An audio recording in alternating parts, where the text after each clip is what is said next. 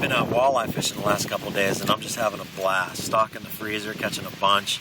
Caught some real nice ones too, right there. Shad Rat when it's shallow, when they're shallow, like early in the morning, late in the evening especially, and then blade bait throughout the rest of the day. And that blade bait reminded me of something I mentioned a few weeks ago on my Facebook page about these tying a leader with braid to fluorocarbon. And I'm doing that with the blade just because I'm fishing around some stumps in a few places, using 8 and 10 pound fluorocarbon most of the time. But when I get around one of those stumps, I'm using 30 pound test. And this is at 832 Sufix.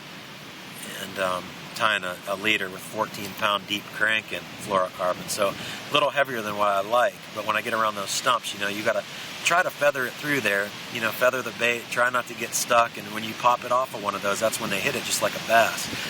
But then when you get snagged with this big line, you can just pull it real hard, bend the hooks out, and then just bend them back with pliers and we're fishing again. But anyway, here's that knot. I'm taking the deep cranking line, giving myself about 6 inches here to work with, doubling that, and I'm tying the whole knot with the braid. And this is a knot that I just kind of made up, so I'm sure it has a name. I'm sure it's probably some knot that somebody knows about. One of you guys will tell me, I'm sure. But here's the 30 pound 832.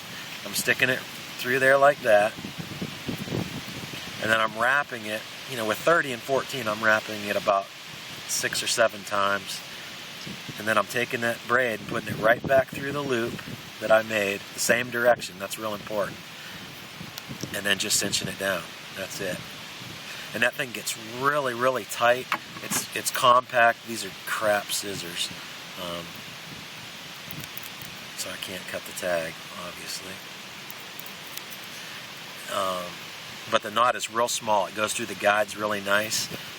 And you can cut that tag there's no tag. I cut it so close, angle it a little bit so it goes through the guides right, real smooth, and that's it. Real small knot, no tags.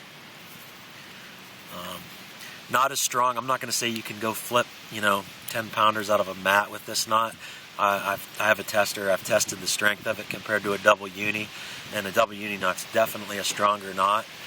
But for as much as I use it and how valuable my time is on the water, a lot of times I'll use this knot. I know what it's capable of. It's strong, strong enough for a lot of the reasons that I use braid to fluorocarbon, which isn't very often. Anyway, that's the knot right there.